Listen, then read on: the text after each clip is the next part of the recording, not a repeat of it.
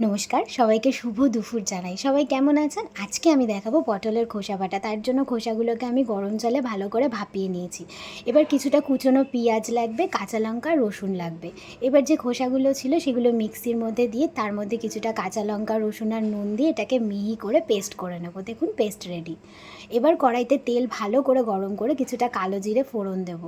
দিয়ে যে কুচনো পেঁয়াজটা ছিল সেটাও দিয়ে দেবো। দিয়ে ভালো করে নাড়াচাড়া করতে হবে। দেখুন পেঁয়াজের কালারটা চেঞ্জ হয়ে গেছে।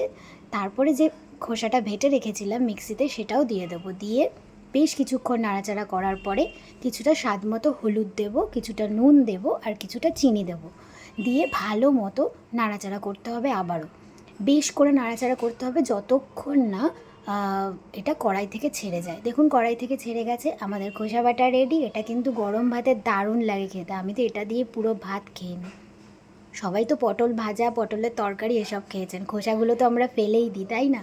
তাই দিয়ে একটা রান্না যদি হয়ে যায় কেমন হয়? তো সবার কেমন লাগলো অবশ্যই জানাবেন কমেন্ট করে। ধন্যবাদ।